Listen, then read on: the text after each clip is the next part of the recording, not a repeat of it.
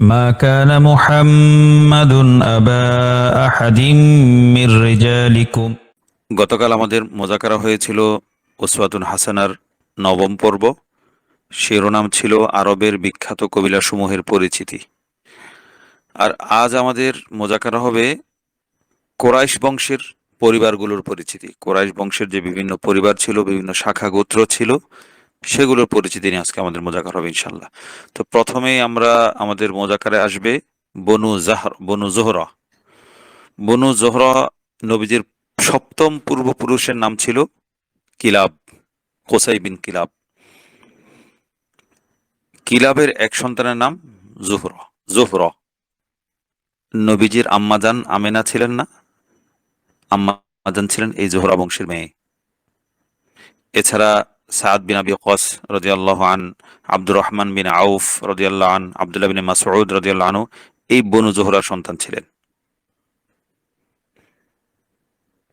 আব্দুল্লাহ বিন মাসউদ বনু জোহরার সন্তান ছিলেন বলতে বনু জোহরার সাথে মৈত্রী বন্ধনে আবদ্ধ ছিলেন। তিনি ছিলেন মূলত বনু হুজাইলের সন্তান। গতকাল বিস্তারিত আলোচনা হয়েছে আমাদের আব্দুল্লাহ বিন মাসউদকে নিয়ে। আমরা দেখানোর চেষ্টা করেছি যে হানাফি মাযহাবের মূল সূত্র হলো আব্দুল্লাহ বিন মাসউদ। তার সূত্র দিয়ে সাধারণত এই তাফাক্কুহ, হানাফি মাযহাবের যে ফিকহি যে গভীরতা, সেটা আব্দুল্লাহ ইবনে মাসউদ মূলত তার ভায়া হয়ে নবীজির সাথে নিসবত যুক্ত হয়। তো সাদ বিন আবি ওয়াক্কাস ছিলেন এই এই বনু জোহরার বংশের সন্তান। তিনি ইসলামের ইতিহাসে সপ্তম মুসলিম ছিলেন, 7 নম্বর ইসলাম গ্রহণ করেছিলেন তিনি, সাদ বিন আবি ওয়াক্কাস। তিনি এই বংশের সন্তান এবং তিনি ইরাক এবং ইরান বিজয়ী সেনাপতি কিন্তু সাদ বিন আবি ওয়াক্কাস ছিলেন। এ, বড় বড় যে কাদিসিয়ার যুদ্ধ, ইয়ারমুকের যুদ্ধের সেনাপতি ইনি ছিলেন। এবং এখানেই শেষ নয়, ওমর রাদিয়াল্লাহু তাআলা আনহু, গতকাল যে আমরা বলেছিলাম, ইন্তেকালের সময়, শাহাদাতের সময় তিনি 6 সদস্য বিশিষ্ট একটা শুরা কমিটি গঠন করেছিলেন। ওমর রাদিয়াল্লাহু তাআলা আনহু, যে তারপরে খলিফা ওমর রাদিয়াল্লাহু তাআলা আনহুর ইন্তেকালের পর কে খলিফা হবেন, তাকে সেই খলিফা নির্বাচনের জন্য এই 6 জন শুরা কমিটি গঠন করে দিয়ে গিয়েছিলেন ওমর রাদিয়াল্লাহু তাআলা আনহু। সাদ বিন আবি ওয়াক্কাস রসুলের মামার বংশের আর কি, নানার বংশের, মায়ের বংশের লোক। তিনি এই কমিটির সদস্য ছিলেন। এছাড়া আরেকজন যে বললাম আব্দুর রহমান বিন আউফ, তিনিও এই বনু জোহরা বংশের সন্তান। তিনি প্রথম 8 জন মুসলিমের একজন ছিলেন। সাদ সাদ বিন আবি ওয়াক্কাস এবং আব্দুর রহমান ইসলাম গ্রহণ করেছেন আবু বকর রাদিয়াল্লাহু তাআলা আনহুর দাওয়াত পেয়ে। তলহা রাদিয়াল্লাহু আনহু, জুবাইর রাদিয়াল্লাহু আনহু, ওসমান রাদিয়াল্লাহু তাআলা আনহু, এই 3জনও আবু বকর রাদিয়াল্লাহু তাআলা আনহুর দাওয়াতে ইসলাম গ্রহণ করেছিলেন। তো সাদ বিন আবি ওয়াক্কাস এবং আব্দুর রহমান বিন আউফের পাশাপাশি তলহা, জুবাইর, এই দুজনও তলহা এবং জুবাইর এই দুজনও ওমর রাদিয়াল্লাহু তাআলা আনহুর পর খলিফা হওয়ার তালিকাভুক্ত 6 সদস্যের অন্যতম ছিলেন। তো নবীজির ওফাতের পর, ইন্তেকালের পর সাদ বিন আবি ওয়াক্কাস তিনি কি করতেন? উম্মাহাতুল মুমিনিন, নবীজির স্ত্রী যারা ছিলেন তাদের জন্য হাত খুলে খরচ করতেন। মানে নবী সাদ বিন আবি ওয়াক্কাস যেন নিজের ভাগিনার পরিবারের দায়িত্ব প্রায় হাতে তুলে নিয়েছিলেন, বিষয় অনেকটা এমন ছিল। তিনি 2 হাত খুলে উম্মাহাতুল মুমিনিন তাদের জন্য খরচ করতেন। তো সাদ বিন আবি ওয়াক্কাসের ছিল প্রায় 12 জন বিবি। 12 জন বিবি বলতে একসাথে ছিল না, বিয়ে করেছেন, তালাক হয়েছে, এরপর আবার বিয়ে করেছেন, এভাবে একে একে তিনি সারা জীবনে 12 বার বিয়ে করেছিলেন। আর আব্দুর রহমান বিন আউফের ছিল 10 জন বিবি। আর আব্দুর রহমান বিন আউফের এক বিবি ছিলেন কোরাইশের যে মুশরিক কোরাইশের সর্দার উকবা বিন আবি মুআইতের মেয়ে উম্মে কুলসুম। তো তার সম্পর্কে নাজিল হয়েছিল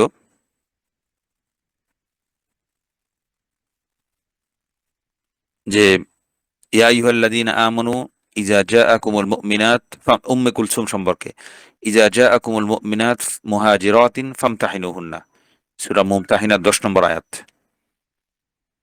তো তিনি মক্কা থেকে মদিনায় হিজরত করে এসেছিলেন। তো হিজরত করে আসার পর তার সম্পর্কে নাজিল হয়েছে যে কেউ কেউ যখন মক্কা থেকে হিজরত করে মদিনা আসবে, তোমরা তাদেরকে পরীক্ষা করো যে তারা সত্যিকার মুমিন কিনা।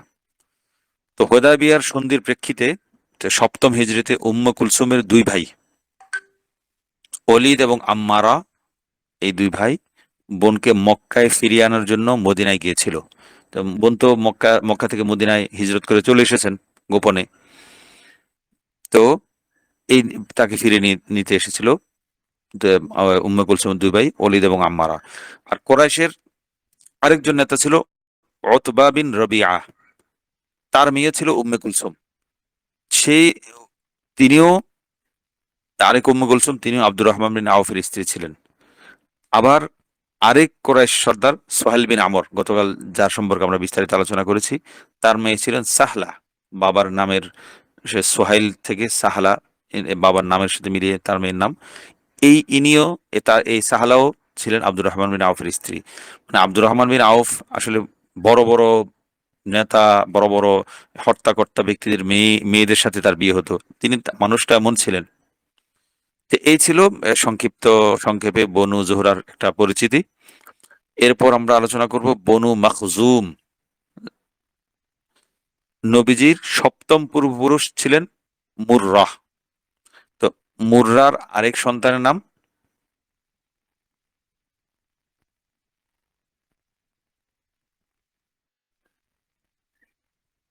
নাম ছিল এই ইয়াকজহ।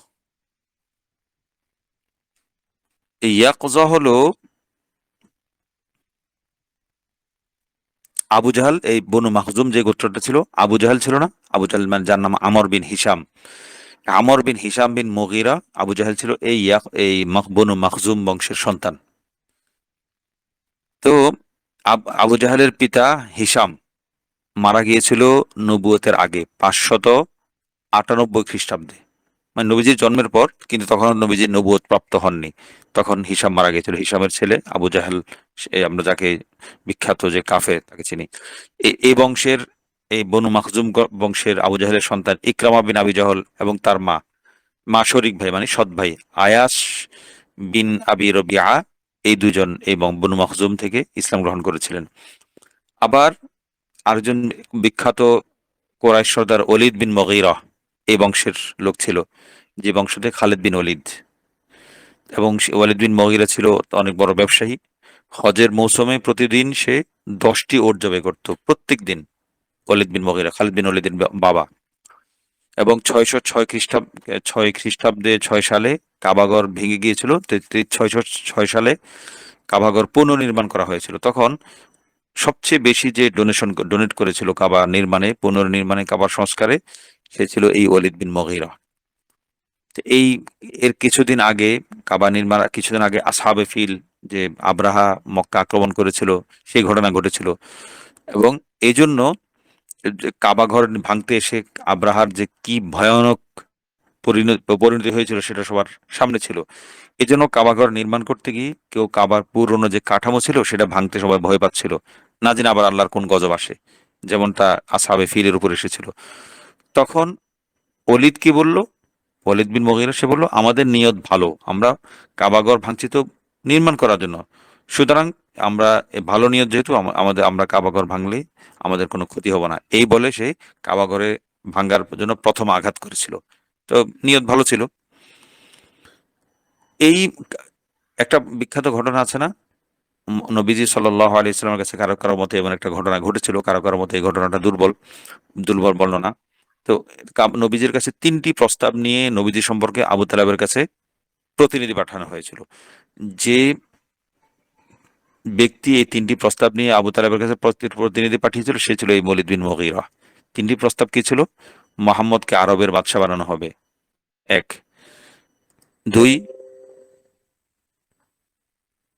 আরবের যে কোনো সর্দারের মেয়েকে বিয়ে করতে চাইলে মোহাম্মদের জন্য সেই ব্যবস্থা করে দেওয়া হবে, 2য় প্রস্তাব। 3য় প্রস্তাব হলো মোহাম্মদকে অগাধ ধনসম্পদ দেওয়া হবে। এর বিনিময়ে কি করতে হবে? মোহাম্মদকে আমাদের দেবদেবীর সমালোচনা বন্ধ করতে হবে। এই ছিল প্রস্তাব। তো নবীজি তো সেটা মানেননি। বিখ্যাত তার উক্তি যে আমার এক হাতে চন্দ্র আর এক হাতে সূর্য এনে দিলেও আমি আমি ইসলামের দাওয়াত, তাওহীদের দাওয়াত থেকে আমি ক্ষান্ত হব না। তখন আবু তালেব বলেছেন, ঠিক আছে ভাতিজা, তুমি তোমার কাজ করো, তোমাকে কারো কোনো প্রস্তাব মানতে হবে না। তো ওয়ালিদ বিন মুগীরা যে ছিল, সে মক্কার সবচেয়ে সম্মানী বড় নেতা হিসাবে বিবেচিত হতো। তো এই অলিদে কিন্তু বিখ্যাত তার একটা কুখ্যাত উক্তি ছিল যে, কোরআন আমার উপরও নাজিল হয়নি, আবার তায়েফের সবচেয়ে বড় সর্দার আবু মাসউদ সাকাফির উপরও নাজিল হয়নি, অথচ নাজিল হয়েছে মোহাম্মদের উপর। এটা কেমন কথা? তো ওই নাজিল হলো তো আমাদের দুইজনের উপর নাজিল হতো। তো অলিদ বিন মুগীরার এই কথার প্রেক্ষিতে কোরআন একটা আয়াত নাজিল হয়েছিল, সূরা যুখরুফের 31তম আয়াত। ওয়াকালু, তারা বলে, লাউলা নুজ্জিলা হাযাল কুরআনু আলা রাজুলিম মিনাল ক্বরয়াতাইনি আযীম। এই কোরআন এই দুই জনপদ মক্কা এবং তায়েফের বড় বড় দুই নেতার উপর কেন নাজিল হলো না? এই ছিল তার কথা। তো খালিদ বিন ওয়ালিদ এই কুরাইশ নেতার সন্তান ছিলেন, ওয়ালিদ বিন মুগীরার। আমরা খালিদ বিন ওয়ালিদ যে বলি, এই ওয়ালিদ বিন মুগীরা ছিলেন খালিদ বিন ওয়ালিদের সন্তান। এই খালিদ বিন ওয়ালিদ তার এই ওয়ালিদ বিন মুগীরার সন্তান। খালিদ শারীরিকভাবে দীর্ঘকায় ছিলেন, লম্বা চওড়া ছিলেন। এই লম্বা চওড়া শারীরিক কাঠামো তিনি বাবার দিক থেকে পেয়েছেন, এবং তার কাঠামোটা খালিদ বিন ওয়ালিদের কাঠামো আর ওমর রাদিয়াল্লাহু আনহুর কাঠামো, শারীরিক কাঠামো প্রায় কাছাকাছি ছিল। যে খালিদ বিন ওয়ালিদ সপ্তম হিজরিতে আমর বিন আস রাদিয়াল্লাহু আনহুর সাথে মদিনায় গিয়ে ইসলাম গ্রহণ করেছেন, এবং দুজন এই দুজনের ইসলাম গ্রহণ উপলক্ষে নবীজি বলেছিলেন, আজ মক্কাবাসী তার কলিজার টুকরাকে আমাদের দিকে ছুড়ে দিয়েছে। তো এই ছিল বনু মাখজুম গোত্রের সংক্ষিপ্ত পরিচিতি। এরপর আমরা আমাদের আলোচনা হবে বনু সাহাম গোত্র। এই গোত্রের আমর ইবনে আসের পিতা ছিল আস বিন ওয়াইল। আমর ইবনে আস বিখ্যাত সেনাপতি, মিশর বিজেতা খালিদ বিন, একটু আগে যার কথা বললাম, খালিদ বিন ওয়ালিদের সাথে এসে তারা এই সপ্তম হিজরিতে, মানে নবী মদিনায় আসার 7 বছর পর এসে তারা ইসলাম গ্রহণ করেছিলেন, একদম শেষ দিকে। তো এই আমর ইবনে আস ছিলেন বনু সাহাম গোত্রের লোক। তার পিতা ছিল আস বিন ওয়াইল, বিখ্যাত কুখ্যাত মুশরিক নেতা। তো নবীজির অষ্টম পূর্বপুরুষ কাব, এই কাবের সাথে গিয়ে আমর বিন আসের বংশধারা মিলেছে। তা আস বিন ওয়াইল, সে কোরাইশের অনেক গণ্যমান্য নেতা ছিল, কিন্তু তার সে গণ্যমান্য নেতা হলো, তার ইসলাম গ্রহণ করার সৌভাগ্য হয়নি। যে একটা বলা হয়ে থাকে, এমন একটা ঘটনা প্রচলিত আছে যে, সূরা কাউসারের যে একটা আয়াত, ইন্না শানিআকা হুয়াল আবতার, নিশ্চয় আপনার প্রতি বিদ্বেষ পোষণকারী সেই নির্বংশ, সেই লেজ কাটা, এই আস বিন ওয়াইল সম্পর্কে নাজিল হয়েছিল এই আয়াতটা। সে নবীজি সম্পর্কে বলেছিল, মোহাম্মদ তো আটকুরা, আটকুরা মানে যার ছেলে সন্তান বেঁচে থাকে না, ছেলে সন্তান হলে মারা যায়। এই জন্য নবীজিকে সে কটাক্ষ করে বলেছিল মোহাম্মদ হলো আবতার, মানে মোহাম্মদের লেজ কাটা। লেজ কাটা মানে তার কোনো বংশ নেই, ছেলের বংশ না থাকলে মেয়ের বংশ দিয়ে বংশ হয় না। এটা হলো তার কথা। আল্লাহ তাআলা তার কথা জবাবে বলেছেন, ইন্না শানিআকা হুয়াল আবতার। এই আস বিন ওয়াইল মানে আমর ইবনে আসের আরেক সন্তান ছিলেন। আস বিন ওয়াইলের আরেক সন্তান হিশাম বিন আস, মানে আমর ইবনে আসের আরেক ভাই। তিনি কিন্তু একদম একদম শুরু, ইসলাম আসার শুরুতে ইসলাম গ্রহণ করেছিলেন। এবং এই হিশাম বিন আস হাবশার যে হিজরত করেছিল আবিসিনিয়ার দিকে, প্রথম দিকে এই হিজরতকারীদের একজন ছিলেন হিশাম। এবং ইসলাম গ্রহণ করার কারণে আস বিন ওয়াইল তার ছেলে হিশামকে প্রচন্ড নির্যাতন করেছিল, নিজের সন্তানকে। তো আমর বিন আস মক্কার কোরাইশদের মধ্যে একটা বিষয়ে বিখ্যাত ছিলেন, তার কূটনৈতিক দক্ষতা ছিল। কার? আমর বিন আসের। এবং তার বীরত্ব ছিল, এবং ব্যবসায়িক লেনদেন, ব্যবসায়িক ডিল করার ক্ষেত্রে তার অনেক উঁচু দরে দক্ষতা ছিল, এবং এই জন্য তিনি প্রসিদ্ধ ছিলেন। এবং তিনি বিশুদ্ধ ভাষী ছিলেন, যে কোনো জায়গায় বক্তব্য দিয়ে মানুষকে প্রভাবিত করতে পারতেন, মানুষের সিদ্ধান্ত পরিবর্তন করতে পারতেন। এবং তিনি ইয়ামান থেকে চামড়া কিনতেন, কিনে সেটাকে শামে নিয়ে সেটা রপ্তানি করতেন, শামে নিয়ে যেতেন, চড়া দামে বিক্রি করতে পারতেন। আর শাম থেকে কি করতেন, কিশমিশ, আঞ্জির ফল, এক ধরনের একটা ডুমুর জাতীয় ফল, এই ফলটা কিনে আবার ইয়ামানে নিয়ে যেতেন, ইয়ামানে নিয়ে বিক্রি করতেন। তো এই জন্য ব্যবসায়িক সূত্রেই আমর বিন আস মিশর, শাম, ইয়ামানের রাজ পরিবারের সাথে তার একটা সম্পর্ক, তার একটা সখ্য গড়ে উঠেছিল। এবং এছাড়া তিনি পরবর্তীতে মিশর বিজয় করেছিলেন ওমর রাদিয়াল্লাহু আনহু খেলাফতকালে। এবং শাম, বৃহত্তর যে শাম, সিরিয়া বর্তমান যে শাম অঞ্চল, সেই শাম অঞ্চলে যে চারজন বিজয়ীর একজন ছিলেন আমর ইবনে আস। তিনি ছিলেন এই বনু সাহাম গোত্রের লোক। বনু সাহাম বা সাহাম গোত্রের আরেক সন্তান ছিলেন আব্দুল্লাহ বিন হুজাফা। ইনিও বিখ্যাত সাহাবী। আর জাহিলি যুগে এই বনু সাহামের একটা দায়িত্ব ছিল কুরাইশ বংশের, যে কাবায় যে স্থাপিত দেবদেবী ছিল, এই দেবদেবীর উদ্দেশ্যে হজ করতে আসা, তওয়াফ করতে আসা বিভিন্ন আরবের বিভিন্ন অঞ্চলের লোকেরা দেবদেবীর বসে কি করতো, নজর মানত করত। এই নজর মানতের দিকটা দেখাশোনার দায়িত্ব ছিল কার? এই বনু সাহামের, আজবিন ওয়াইলের বংশের আমর বিন আসের পূর্বপুরুষরা এই দিকটা দেখাশোনা করতো। অর্থাৎ কোরাইশের আওকফ বিষয়ক মন্ত্রণালয়। আওকফ মানে হলো এই শিক্ষা, ধর্ম ইত্যাদি বিষয়ে যে যে মন্ত্রণালয় দেখে সেটাকে আওকফ বলা হয়। তো এই মন্ত্রণালয়ের দায়িত্ব ছিল বনু সাহামের কাঁধে। নবীজি ষষ্ঠ হিজরিতে আব্দুল্লাহ বিন হোজাফা এই বংশের বনু সাহামের সন্তান আব্দুল্লাহ বিন হোজাফাকে পারস্য সম্রাট কিসরার কাছে তিনি পাঠিয়েছিলেন দাওয়াতি চিঠি নিয়ে। দাওয়াতি চিঠি লিখে আব্দুল কিসরার কাছে দাওয়াত দিয়ে পাঠিয়েছিলেন। চিঠি খুলে পারস্যের সম্রাট যখন চিঠি খুলে দেখলো নিজের নামের আগে রসুলের নাম, এটা দেখে সে তেলে বেগুনে জ্বলে উঠেছিল সেই পারস্যের সম্রাট। এবং চিঠিটা কি করেছিল, সে রাগে ক্ষোভে চিঠিটা ছিঁড়ে ফেলেছিল। ছিঁড়ে এবং আব্দুল্লাহ বিন হোজাফাকে দরবার থেকে একদম গলা ধাক্কা দিয়ে অপমান করে বের করে দেওয়ার নির্দেশ দিয়েছিল। এবং সে এটুকু করে ক্ষান্ত হয়নি। এবং কি কি করেছিল, ফারসের সম্রাট ইয়ামানের গভর্নর বাজান নাম, সে বাজানকে হুকুম দিয়েছিল যে আরবে যে কোন মোহাম্মদ ধর্ম এই নবী দাবি করেছে তাকে বন্দি করে আমার কাছে পাঠাও, আমার দরবারে পাঠিয়ে দাও। ইয়ামানের গভর্নরকে পারস্যের সম্রাট হুকুম দিয়েছিল। তো বাজান কি করেছে, সম্রাটের হুকুম আদেশ পেয়ে দুজন ব্যক্তিকে মদিনায় পাঠিয়েছিল। তো মানে দেখতে কি অবস্থা, কি পরিস্থিতি। তো সে নবীজির সাথে সাক্ষাৎ করেছে, দেখা করেছে, কথা বলেছে। তখন নবীজি আলাপ আলোচনার এক পর্যায়ে বললেন সেই দুজন বাজানের দুই ব্যক্তিকে যে তোমরা এখানে এসেছো, তোমাদের সম্রাট কিসরাকে তো তার এ, ছেলে হত্যা করে ফেলেছে, মানে ছেলে বাবাকে হত্যা করেছে। তো দুজন ইয়ামানে গিয়ে তাড়াতাড়ি গিয়ে তাদের গভর্নর বাজানকে পুরো বৃত্তান্ত জানিয়েছে, মোহাম্মদ নবীজির সাথে দেখা হওয়া, নবীজির যে তাদের সম্রাট নিহত হওয়ার কথা ইত্যাদি। এই একটু পরেই বাজানের হাতে কিসরার পুত্র যে ছিল, যে বাবাকে হত্যা করেছে, তার চিঠি এসে পৌঁছেছে যে আমি বাবাকে হত্যা করেছি, আমি একজন সম্রাট, আমাকে তোমরা আমার আনুগত্য করো। এই চিঠি পেয়ে বাজান অবাক হয়ে গেল, এটা কেমন কথা, আমরা জানি না সে আরবের কোন মোহাম্মদ, এটা জেনে গেল। সে এটা দেখে বুঝলো যে এ লোক কোনো যে সে লোক না, এ লোক সত্যিকার নবী, সে ইসলাম গ্রহণ করেছিল বাজান। 19 হিজরিতে ওমর রাদিয়াল্লাহু তাআলা যখন খেলাফতকালে ওমর রাদিয়াল্লাহু তাআলা কি করলেন, আব্দুল্লাহ বিন হোজাফাকে রোমানদের বিরুদ্ধে জিহাদ করতে পাঠিয়েছিলেন। তখন সে জিহাদ করতে গিয়ে তিনি বন্দী হয়েছিলেন। তো বন্দী হয়ে তাকে বন্দী হওয়ার পর রোম সম্রাটের দরবারে হাজির করা হয়েছিল। তো রোম সম্রাট তাকে আব্দুল্লাহ বিন হোজাফাকে, যিনি কোন বংশের লোক আমাদের এখন আলোচনা চলছে, বনু সাহাম, বনু সাহামের সন্তান আব্দুল্লাহ বিন হোজাফাকে রোম সম্রাট বলে প্রস্তাব দিয়েছিল, তুমি খ্রিস্টান হয়ে যাও, তাহলে তুমি মুক্তি পাবে। তো আব্দুল্লাহ বিন হোজাফা এই প্রস্তাব প্রত্যাখ্যান করেছিলেন। প্রত্যাখ্যান করার পর আব্দুল্লাহকে কি করলো, খ্রিস্টান রোম সম্রাটের এরা সেনারা একটা ক্রুশ ছিল, ক্রুশের সাথে বেঁধে তার দিকে তীর ছোড়া হয়েছিল, তার একদম শরীর তাক করে।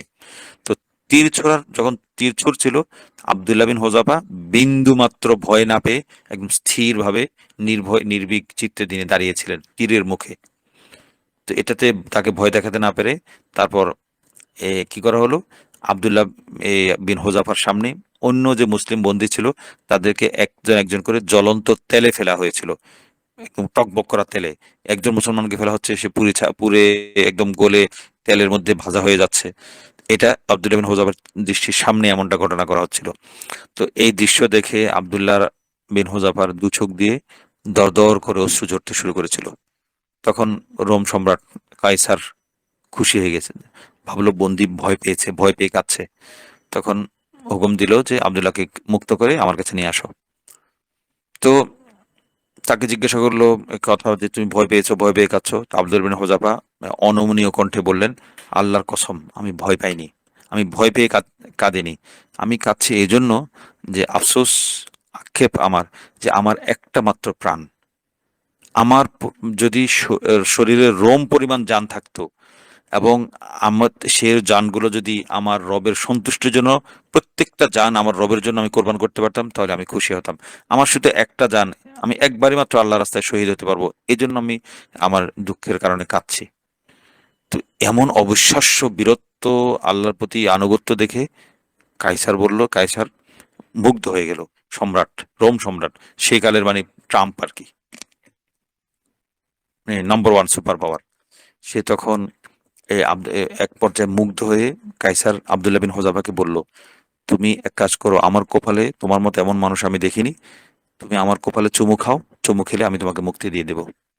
তো আব্দুল্লাহ বললেন, এ শুধু কি আমি মুক্তি পাবো, নাকি আমার সাথীরাও মুক্তি পাবে? তো কাইসার বললেন, ঠিক আছে, তুই আমার কপালে চুমু দিলে আমি তাদেরকে মুক্তি দিয়ে দেবো। তখন আব্দুল্লাহ বিন হোজাফা কি করলেন, কাইসারের কপালে চুমু খেলেন। তখন ওয়াদা মোতাবেক কাইসার রোম সম্রাট আব্দুল্লাহ বিন হুযাফা এবং তার সঙ্গীদেরকে দরবার থেকে মুক্তি দিয়ে দিলেন। তারা দরবার ছেড়ে বেরিয়ে আসলেন। বেরিয়ে আসার পর সবাই এক সরাসরি মদিনায় চলে আসলেন মুক্তি পেয়ে। মদিনায় এসে যখন আমিরুল মুমিনিন ওমর রাদিয়াল্লাহু তাআলার কাছে পুরো ঘটনা খুলে বললেন, ওমর তখন উপস্থিত সবাইকে হুকুম দিলেন, সবাই আব্দুল্লাহর কপালে চুমু খাও। তো ওমর রাদিয়াল্লাহু তাআলা চুমু খেয়েছেন, উপস্থিত সবাই আব্দুল্লাহ ইবনে হুযাফার কপালে চুমু খেয়েছেন। এ ছিল সংক্ষিপ্ত আমরা বিভিন্ন গোত্রের একটা, শুধু একটু ছুঁয়ে ছুঁয়ে আমরা সামনে যাচ্ছি। এ ছিল কোরাইশ বংশের বনু সাহাম এ বংশর পরিচয় বা সংক্ষিপ্ত একটা আলোচনা। এরপর আমরা আলোচনা করব বনু জুমাহ। তো বনু সাহামের মতো বনু জুমাও আমর বিন হাসিস বিন কাব, কাব যে নবীজির পূর্বপুরুষ, এ কাবের বংশধর। এই বংশের বনু জুমাহ যে বংশ ছিল, এই বংশে বা এই পরিবারের কাছে দায়িত্ব ছিল কোরাইশের যে ওয়াল আজলাম, ভাগ্য নির্ধারণী তীর, দেবদেবীকে সামনে রেখে বা বিভিন্ন ভাগ্য নির্ধারণের তীর একটা বিষয় ছিল। এই তীর নিক্ষেপ করে তারা ভাগ্য নির্ধারণ করত। এই ভাগ্য নির্ধারণ করার যে একটা মন্ত্রণালয়, এই দায়িত্বটা থাকতো নির্ধারণ করা হয়েছিল বনু জুমাহের জন্য। তো কোরাইশ বংশে আসলে এক ধরনের যাকে বর্তমানের পরিবেশে গণতান্ত্রিক পরিবেশ ছিল, যে এক বংশের কাছে এক একটা মন্ত্রণালয়ের দায়িত্ব ছিল। সবাই মোটামুটি ভাবে এক একটা বড় বড় বংশগুলো, কোরাইশ বংশের শাখা বংশগুলো এক একটি বংশ এক একটা দিক পালন করত, একটা দায়িত্ব পালন করত। এই বনু জুমার গোত্রের দায়িত্ব ছিল ভাগ্য নির্ধারণ নীতির, যেগুলো নিয়ে তারা ভাগ্য নির্ধারণ করত। বিভিন্ন ভাগ্য কার এম, কে তার কার সফর কেমন হবে, কে কোন দিকে সফর করবে, কোন দিন সফরে যাবে, বা কার কতটুকু অংশ এই নজর মানতের ভাগ থেকে কি কতটুকু অংশ পাবে, ইত্যাদি ওই ভাগ্য নির্ধারণী তীর দিয়ে তারা নির্ধারণ করতো। এই বিষয়টা পরিচালনা করতো বনু জুমাহের লোকজন। এই তীরের মাধ্যমে তারা শুভ অশুভ, কল্যাণ অকল্যাণ নির্ণয় করত। কোরাইশের একজন বিখ্যাত নেতা ছিল ওমাইয়া বিন খলাফ। এই ওমাইয়া বিন খলাফ এই বনু জুমা গোত্রের লোক ছিল। এই ওমাইয়া বিন খলাফ বিখ্যাত বা কুখ্যাত কেন? আমাদের আমাদের প্রিয় সাহাবী বেলাল রাদিয়াল্লাহু তাআলা আছে না, বেলাল রাদিয়াল্লাহু তাআলা ছিলেন এই উমাইয়া বিন খলাফের গোলাম। এই উমাইয়া বিন খলাফই তাকে অমানসিক নির্যাতন চালিয়েছিল বেলাল রাদিয়াল্লাহু তাআলার উপর। এবং মজার বিষয় হলো, বদরের প্রান্তরে এই বেলাল রাদিয়াল্লাহু তাআলার হাতেই উমাইয়া তার মনিব, আগের মনিব নিহত হয়েছিল।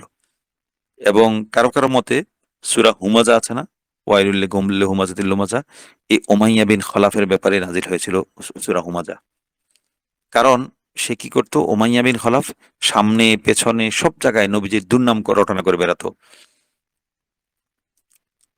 এই উমাইয়া বিন খালাফের ছেলে হলো সফওয়ান বিন উমাইয়া রাদিয়াল্লাহু আন। তিনি মক্কা বিজয় পর্যন্ত ইসলাম গ্রহণ করেনি এবং বেশ সম্পদশালী ব্যক্তি ছিলেন। এ তায়েফ অভিযানে এবং হুনাইনের যুদ্ধ অভিযানে নবীজি সাল্লাল্লাহু আলাইহি সাল্লাম এই সফওয়ান বিন উমাইয়ার কাছ থেকে মানে তরবারি এবং বিভিন্ন যুদ্ধ সামগ্রী হাওলাত করজ নিয়ে গিয়েছিলেন, মানে করে নিয়ে গিয়েছিলেন। কিছুদিনের জন্য ব্যবহার করার জন্য টাকার বিনিময়ে তার থেকে অস্ত্র নিয়ে গেছে। মানে এক কথায় সফওয়ান বিন উমাইয়া ছিল আদনান খাশোগি। আদনান খাশোগি মানে হলো অস্ত্র ব্যবসায়ী আর কি, আরবের বিখ্যাত অস্ত্র ব্যবসায়ী। এই অস্ত্র ব্যবসা করতো, তার কাছে অস্ত্র থাকতো এবং কোরাইশের বিভিন্ন গোত্রের যুদ্ধ লাগলে তার কাছ থেকে অস্ত্র ভাড়া নিত। ভাড়া মানে অস্ত্র ভাড়া দিয়ে তার জীবিকা নির্বাহ করতো এবং তার কাছে সেটা অনেক টাকা পয়সার মালিক ছিল। সফওয়ান বিন উমাইয়া মানে উমাইয়া বিন খলাফ তার কাজ ছিল। তার মৃত্যুর পরে সফওয়ান বিন উমাইয়াও এই কাজই করত। তো মক্কা বিজয়ের পর নবীজি সাল্লাল্লাহু আলাইহি সাল্লাম সফওয়ানকে ইসলাম গ্রহণের জন্য 4 মাসের সুযোগ দিয়েছিলেন। তো বলেছিলেন এই 4 মাসের মধ্যে ইসলাম গ্রহণ না করলে সফওয়ানকে আরব উপদ্বীপ ছেড়ে চলে যেতে হবে, বাইরে চলে যেতে হবে। এবং এই মজার বিষয় হলো, মুশরিক থাকা অবস্থাতেই কিন্তু সফওয়ান বিন উমাইয়া হুনাইনের যুদ্ধে অংশগ্রহণ করেছিল নবীজির সাথে মুসলমানদের পক্ষে। এবং যুদ্ধের পর নবীজি তাকে 100 ওট দিয়েছিলেন, কারণ ওই হুনাইনের যুদ্ধে মুসলমানরা ব্যাপক বিপুল পরিমাণ এই ওট মানে গনিমতের লাভ সম্পদ লাভ করেছিল। তো সেখান থেকে নবীজি তাকে 100 ওট দিয়েছিলেন। এতগুলো ওট, 100 ওট একসাথে, এত ওট পেয়ে তার প্রতি ভিতরে একটা সম্পদের প্রতি লোভ ছিল। তো 100 ওট একসাথে পেয়ে সফওয়ান খুব খুশি হয়েছে। এবং এরপরে তায়েফ যুদ্ধের অভিযানও সে ছিল, তখন ইসলাম গ্রহণ করেনি। তায়েফ যুদ্ধের পর গিয়ে সাফওয়ান বিন উমাইয়া ইসলাম গ্রহণ করেছিলেন। এবং তবে ইসলাম, তার স্ত্রী সাফওয়ান বিন উমাইয়ার স্ত্রী কিন্তু অনেক আগ থেকেই মুসলিম ছিলেন। এবং নবীজি সাফওয়ান বিন উমাইয়া যখন ইসলাম গ্রহণ করেছেন, তো ইসলাম গ্রহণ করার পর নবীজি তাদের বিয়েটা বহাল রেখেছেন যে বিয়ে ঠিক আছে। এরপর আমরা আলোচনা করব বনু আবেদিদ্দার। বনু আবদিদ্দার হলো নবীজির ষষ্ঠ পূর্বপুরুষ ছিলেন কিলাব। এই কিলাবের 2 পুত্র কুসাই এবং জোহরা। নবীজির পঞ্চম পূর্বপুরুষ ছিলেন কোসাই। এই কোসাইয়ের 3 পুত্র আব্দে মানাফ, আব্দুল ওজ্জা, আব্দুদ্দার। এই যে বনু আব্দিদ্দার, এটা কার? নবীজির এ, পঞ্চম পূর্বপুরুষ কোসাইয়ের 3 পুত্রের একজন হল আব্দুদ্দার, আমাদের বিখ্যাত সাহাবী, যাকে আমরা অনেকে প্রিয়, আমাদের প্রিয় সাহাবী মুসআব বিন উমাইর, যাকে নবীজি মদিনা হিজরত করার আগে নবী তাকে মদিনার শিক্ষক হিসেবে পাঠিয়েছিলেন। মুসআব বিন উমাইর আর মক্কার সবচেয়ে স্মার্ট যাকে মনে করা হয়, স্মার্ট যুবক, মানে সেলিব্রিটি যুবক, মানে সুন্দর পোশাকে আশাকে, শারীরিক সৌন্দর্যে, আতর, সবকিছুতে মানে একদম ফ্যাশনেবল জীবন যাপন করতেন মুসআব বিন উমাইর রাদিয়াল্লাহু আনহু। এই এই এই মুসআব বিন উমাইর ছিলেন বনু আবদিদ্দারের সন্তান। এবং তিনি বদরি সাহাবী ছিলেন, মুসআব বিন উমাইর। এবং তিনি মক্কায় থাকা অবস্থায় ধন দৌলত, আদর যত্ন, সম্পদ প্রাচুর্যে, মানে আদরের দুলাল যেমন যাকে বলা হয়, এমন ভাবে তিনি বেড়ে উঠেছেন মক্কায়। তো মদিনায় তিনি প্রথম হিজরতকারীদের মধ্যে একজন, মক্কা থেকে প্রথম হিজরতকারী ছিলেন তিনি, মুসআব বিন উমাইর। নবীজির আগে, সমস্ত সাহাবীর আগে তিনি হিজরত করেছিলেন, মানে নবীজি তাকে পাঠিয়েছিলেন শিক্ষক করে। এবং তিনি উহুদ যুদ্ধে শহীদ হয়েছিলেন। দাফনের সময় একটা এক করুণ ঘটনা ঘটেছে যে তার পুরো শরীর ঢাকার মতো তিনি মক্কাতে তার সমস্ত সম্পত্তি রেখে এসেছেন। তো মদিনা আসার পর তিনি খুবই দারিদ্র্যপূর্ণ জীবন যাপন করতেন। তো উহুদে শহীদ হওয়ার পর অবস্থা এমন হয়েছে যে তার শরীর দাফন করার জন্য পুরো শরীরটা ঢাকা হবে এমন কাফনের কাপড় ছিল না। নবীজি তার সম্পর্কে কোরআনে আয়াত তেলাওয়াত করেছিলেন, মিনাল মুমিনিনা রিজালুন সাদাকু মা আহাদুল্লাহ আলাইহি ফামিনহুম মান কাদা নাহবাহু ওয়া মিনহুম মান ইয়ানতাজির ওয়া মা বাদদালু তাবদীলা। সূরা আহজাব 23। মুমিনদের মধ্যে কিছু এমন পুরুষ আছে যারা আল্লাহর সাথে তারা যে ওয়াদা করেছিল সে ওয়াদা তারা পূরণ করেছে, এবং পূরণ করার পর তাদের মধ্যে কিছু লোক তাদের জীবন শেষ করে শহীদ হয়েছে, এবং আর কিছু লোক শাহাদতের জন্য অপেক্ষায় আছে। এবং তারা কখনো তাদের এই তামান্না, ইসলামের, আল্লাহর প্রতি ওয়াদা, কখনো এটা পরিবর্তন করেনি। তারা অবিচল চিত্তে ইসলামের উপর ছিল, আল্লাহর সাথে, আল্লাহর প্রতি কৃত ওয়াদার উপর তারা অবিচল ছিল। এই মুসআব বিন উমাইর অত্যন্ত সুদক্ষ দায়ী ছিলেন। দায়ী ছিলেন মানে এই একা, তাই তিনি পুরো মদিনার মাহৌল, মদিনার পরিবেশকে বদলে দিয়েছিলেন। নবীজির আগমনের জন্য যে পরিবেশ, যেমন অনুকূল পরিবেশ দরকার, তার বলতে গেলে পুরোটাই ছিল মুসআব বিন উমাইরের দাওয়াতের ফসল। তার দাওয়াতে 1 বছরে আউস এবং খাজরাজের 70 জন নেতৃস্থানীয় ব্যক্তি ইসলাম গ্রহণ করেছিলেন। মুসআব রাদিয়াল্লাহু তাআলার হাতে সাদ বিন ওবাদা এবং উসাইদ বিন খুদাইরের মতো আনসারের নেতা ইসলাম গ্রহণ করেছিলেন। তিনি ছিলেন বনু আবদিদ্দারের সন্তান। এরপর আমরা যাব বনু আসাদ। নবীজির পঞ্চম পূর্বপুরুষ কোসাই। কোসাইয়ের এক ছেলের নাম ছিল আব্দুল উজ্জা। এই আব্দুল উজ্জার ছেলে হলো আসাদ। এই তার বংশ, তার নাম ধরে আসাদ বংশের, বনু আসাদ এই বংশের সূচনা। তা আসাদের 2 ছেলে খুয়াইলিদ ও নওফেল। এই ওয়ারাকা বিন নওফেল এই গোত্রের সন্তান ছিলেন। এই নওফেলের সন্তান ছিল ওয়ারাকা। আর এই যে আরেক আসাদের আরেক ছেলে খুয়াইলিদ, তিনি ছিলেন ওই খাদিজা বিনতে খুয়াইলিদ, খাদিজা আমাদের নবীজির শ্বশুর, খাদিজা রাদিয়াল্লাহু আনহার পিতা। আর ওরাকা ছিলেন খ্রিস্টান ধর্ম গ্রহণ করেছিলেন। এর চাচাতো ভাই খালিদ বিন আর নবীজির চাচাতো সম্বন্ধী আর কি, ওরাকা বিন নওফেল। তো এই ওই যে ওহি নাজিল হওয়ার পর খাদিজা রাদিয়াল্লাহু তাআলা নবীজিকে তার কাছে নিয়ে পরামর্শের জন্য নিয়ে গিয়েছিলেন, কনসালটেন্সির জন্য এই ওরাকা বিন নওফেলের কাছে নিয়ে গেছিলেন। তো এই আসাদের দুই ছেলে খুয়াইলিদ এবং নওফেল, নওফেল ছেলে ওরাকা, খাদিজার চাচাতো ভাই, আর খুয়াইলিদের মেয়ে খাদিজা রাদিয়াল্লাহু তাআলা। তো তিনি এই খালেদ ওয়ারাকা বিন নওফেল, তিনি জাহেরি যুগে দ্বীনে হানিফের উপর ছিলেন। গতকাল যে হানিফের উপর দ্বীনে হানিফের বিষয় আলোচনা হয়েছে, পরবর্তীতে তিনি খ্রিস্টান নাসারা ইসলাম ধর্ম খ্রিস্টান ধর্ম গ্রহণ করেছেন ওয়ারাকা বিন নওফেল। এবং তিনিও গতকাল যে জাইদ বিন আমর বিন নুফাইল কথা বলেছিলেন, এই খালে ও, ওয়ারাকা বিন নওফেল কিন্তু জাইদ বিন আমরের সাথে তিনি ৭০ দিনের সন্ধানে ইরাকে মসুল, বর্তমান যে মসুল শহর আছেন ইরাকের, সেখানে গিয়েছিলেন। এবং সেখানকার এক খ্রিস্টান সন্ন্যাসী বলেছিলেন, আপনি যেখান থেকে এসেছেন, খালেদ বিন জাইদ বিন আমর বিন নুফাইল এবং ওরাকা বিন নওফেল, এই দুজনকে বলেছিলেন, আপনি খ্রিস্টান পাদ্রী মসুলের, আপনি যেখান থেকে এসেছেন সেখান থেকে তো ৭০ দিন প্রকাশিত হবে, আপনি এখানে কেন এসেছেন, আপনি আপনার জায়গায় ফিরে যান। তো প্রথমবার ওই যখন ওহি ইকরা বিসমি রাব্বিকাল ওহি নাজিল হলো, তখন খাদিজা রাদিয়াল্লাহু তাআলা তার স্বামীকে নিয়ে এই ওয়ারাকার কাছে গিয়েছিলেন। তো ওয়ারাকা নবীজির নবুয়তের সত্যায়ন করেছিলেন। তো এ থেকে কেউ কেউ দাবি করেন যে ওয়ারাকা বিন নওফেল নবীজির প্রতি ঈমান এনেছিলেন, কেউ কেউ বলেন। এবং নবীজি সাল্লাল্লাহু আলাইহি ওয়াসাল্লাম একবার বলেও ছিলেন কথা প্রসঙ্গে, যে আমি ওয়ারাকাকে বরজখে ভালো অবস্থায় দেখেছি। তো এই আসাদ বংশ আছে না, এই আসাদ বংশী আরেকজন নওফেল ছিল, সে কিন্তু ইসলাম গ্রহণ করেনি। সে বদর যুদ্ধে মুসলমানদের বিরুদ্ধে লড়তে এসে মারা পড়েছিল, সে নওফেল। তো খাদিজা রাদিয়াল্লাহু তাআলা এই আসাদ বংশের মানুষ ছিলেন। খাদিজার ভাই হিজাম বিন খুয়াইলিদ ফিজার যুদ্ধে, যে ওই যে গত পর্বে গতকাল আমাদের ফিজার যুদ্ধ, সে যুদ্ধে মারা গিয়েছিলেন খাদিজার আরেক ভাই হিজাম বিন খুয়াইলিদ।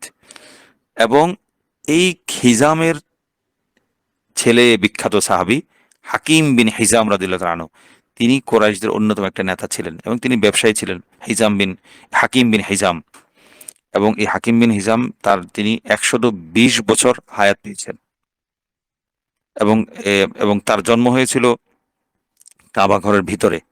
এবং এই হাকিম বিন হিজামের অন্যান্য যোগ্যতা ছিল যে তিনি মাত্র ১৫ বছর বয়সে দারুন নাদওয়া মানে মক্কার সংসদ সদস্য নির্বাচিত হয়েছেন, এত অল্প বয়সে। এমনিতে সাধারণত দারুন নাদওয়া মক্কার যে সংসদ সরকার ব্যবস্থা ছিল, সেখানে সাধারণত ৪০ বছর বয়সের পরে এই মক্কার নেতারা দারুন নাদওয়ার সদস্য পদ লাভ করত। কিন্তু হাকিম বিন হিজাম আসলে তিনি এত বেশি পণ্ডিত জ্ঞানী ছিলেন যে ১৫ বছর বয়সে, এত অল্প বয়সে তিনি দারুন নাদওয়ার সদস্যপদ লাভ করেছিলেন। তো নবীজির নবুয়তের আগেও নবীজির সাথে তার এই অত্যন্ত ভালো সম্পর্ক ছিল, ঘনিষ্ঠ সম্পর্ক ছিল। তবে তিনি শুরুর দিকে ইসলাম গ্রহণ করেননি। মক্কা বিজয়ের সময় তিনি ইসলাম গ্রহণ করেছিলেন। তো মক্কা বিজয়ের সময় নবীজি কিন্তু একটা ঘোষণা দিয়েছিলেন, অনেক ঘোষণার মধ্যে একটা ঘোষণা এটাও ছিল যে মান দাখালা দার হাকিম বিন হিজামিন ফাহুয়া আমিন, যে ব্যক্তি হাকিম বিন হিজামের ঘরে প্রবেশ করবে সে নিরাপদ। তো মক্কা বিজয়ে যে রাতে হয়েছিল, সে রাতে নবীজি ৪ ব্যক্তি সম্পর্কে বলেছিলেন যে আমার খুব ইচ্ছা হয় যে এই মানুষগুলো ঈমান আনুক। সেই ৪ জন ব্যক্তি ছিলেন হাকিম বিন হিজাম, সোহাইল বিন আমর, ওই যে একটু আগে যে আলোচনা হলো, গতকাল যার আলোচনা হয়েছিল হুদায়বিয়া সন্ধি, আত্তাব বিন উসাইদ, জুবাইর ইবনুল মুতাইম। এই ৪ জন ব্যক্তি সম্পর্কে নবীজি আশা প্রকাশ করেছিলেন যে এই ৪ জন যে ইসলাম গ্রহণ করতে খুবই ভালো হতো। তো খাদিজার আরেক ভাই ছিলেন আওয়াম বিন খুয়াইলিদ। আগের ভাইয়ের নাম কি? আগের ভাইয়ের নাম হলো হিজাম বিন খুয়াইলিদ। এখন খাদিজার আরেক ভাই নবীজির সম্বন্ধী বা শালা আওয়াম বিন খুয়াইলিদ, ইনিও কিন্তু ফিজার যুদ্ধে মারা গিয়েছিলেন, খাদিজার আরেক ভাই। এই আওয়াম বিন খুয়াইলিদ তার আলোচনা কেন? এই আওয়াম বিন খুয়াইলিদের স্ত্রী ছিলেন নবীজির ফুফি সাফিয়া বিনতে আব্দুল মুত্তালিব। নবীজির ফুফির বিয়ে হয়েছিল যে কার সাথে? খাদিজার আরেক ভাই আওয়াম বিন খুয়াইলিদের সাথে। এটা কেন বিখ্যাত? এই আউয়াম বিন খুয়াইলিদের একজন সন্তান, বিখ্যাত সাহাবী কে, জুবাইর ইবনুল আউয়াম। এই জুবাইর ইবনুল আউয়াম নবীজির ফুফাতো ভাই। এই জুবাইর ইবনুল আউয়াম ছিলেন নবীজির এ, স্ত্রীর ভাইয়ের ছেলে, আবার আরেকদিক দিয়ে ফুফাতো ভাই। একদিক দিয়ে নবীজির ভাতিজা ভাগিনা বা স্ত্রীর দিক থেকে আবার ফুফি সাফিয়ার মেয়ে, ছেলে হিসাবে এ জুবাইর ছিলেন নবীজির ফুফাতো ভাই। এই জুবাইর ইবনুল আউয়াম সম্পর্কে নবীজি তার একটা বিখ্যাত উক্তি আছে যে, ইন্না লিকুল্লি নাবিয়্যিন হাওয়ারিয়্যান, প্রত্যেক নবীর একজন হাওয়ারি থাকে, মানে সার্বক্ষণিক সহচর থাকে। ওয়া ইন্না হাওয়ারিয়া আজ-জুবাইর ইবনুল আউয়াম, আমার হাওয়ারি হলো জুবাইর ইবনুল আউয়াম। বুখারীর হাদিস।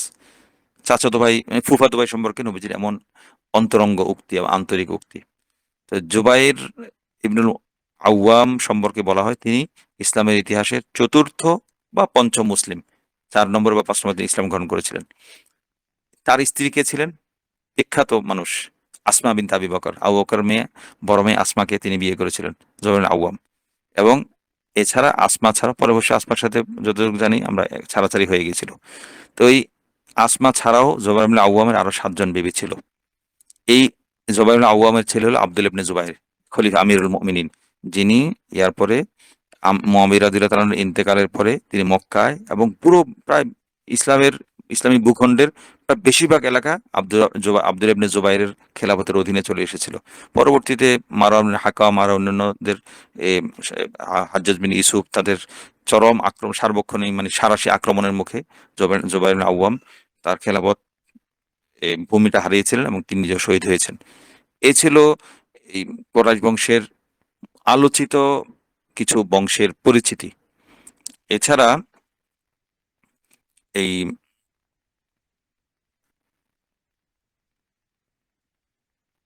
আমরা আরো কিছু গোত্রের আলোচনা আমরা এত ইনশাল্লাহ আমাদের আমরা আলোচনা এই প্রসঙ্গে আমরা করে রাখি। সেটা হলো যে বনু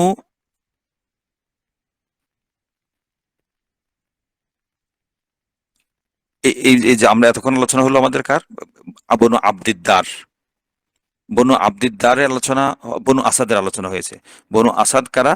এটা হলো ওই খাদিজা বিনতে খুয়াইলিদ, খাদিজা বংশ এবং তার অন্যান্য পুরুষের বংশধর, বংশ নাম হলো বনু আসাদ। তো এই কোরাইশের আশেপাশের যে বংশগুলো ছিল, কোরাইশের ঘনিষ্ঠ আত্মীয়তা সম্পর্কযুক্ত, এ ছিল এই গোত্রগুলো।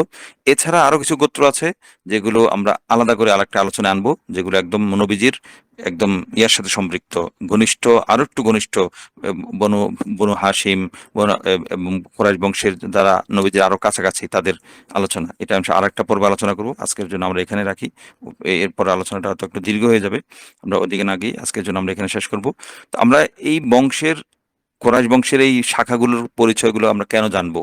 জানার মাধ্যমে আমরা বিভিন্ন সাহাবীর পারস্পরিক সম্পর্কটা আমরা জানতে পারবো। এই যে সর্বশেষ যে গোত্রের কথা আলোচনা করলাম, এই গোত্রটা আলোচনা করার মাধ্যমে আমরা খাদিজা রাদিয়াল্লাহু আনহাকে চিনেছি, ওয়ারাকা বিন নওফেলকে চিনেছি, এবং এই খাদিজা রাদিয়াল্লাহু আনহার 2 ভাই ফিজার যুদ্ধে যারা মারা গিয়েছিলেন ইসলামের আগে, তাদের পরিচয়ের মাধ্যমে আমরা নবীজির ফুফাতো ভাইয়ের পরিচয় জানতে পেরেছি। এগুলো জানার মাধ্যমে নবীজিকে আরেকটু ভালো করে জানা যায়, নবীজির আশপাশটাকে আরেকটু ভালো করে জানা যায় এবং বিচার করতে সুবিধা হয়। এজন্য আমরা একটু এগুলো আসলে এই পর্বগুলো একটু রসকসকিন হয়ে যাচ্ছে। তারপরও এটা জানা থাকলে অনেক বিষয় আমার সামনে সুন্দরভাবে ফুটে ওঠে, পুরো সিরাতটা আমাদের সামনে ভালোভাবে এ যাকে বলা হয় উপস্থাপিত হয়, আমার সামনে সিরাতের চিত্রটা ভালোভাবে পরিষ্কারভাবে ধরা পড়ে। এটা জানা থাকলে আমরা যে একটা দীর্ঘ সফর শুরু হবে, চলবে আমাদের সিরাত নিয়ে, বিভিন্ন ধরনের তাত্ত্বিক আলোচনা হবে, আশা করি সেগুলো বুঝতে এই আমাদের ভূমিকামূলক আলোচনাগুলো আশা করি সহায়ক হবে। আল্লাহ তালা আমাদেরকে নবীজির সিরাতকে ভালো করে জানার, বোঝার তৌফিক দান করুন, এবং আল্লাহ তালা আমাদেরকে নবীজির আদর্শকে ধারণ করার তৌফিক দান করুন, এবং আল্লাহ তালা আমাদেরকে নবীজির রেখে যাওয়া আদর্শকে ধারণ এবং সেটাকে বাস্তবায়ন এবং সেটাকে সারা পৃথিবী ছড়ানোর জন্য মেহনতে শামিল থাকার তৌফিক দান করুন। ওমা আলাইনা ইল্লাল বালাগুল মুবিন ওয়া আখিরু দাওয়ানা আলহামদুলিল্লাহি রাব্বিল আলামিন।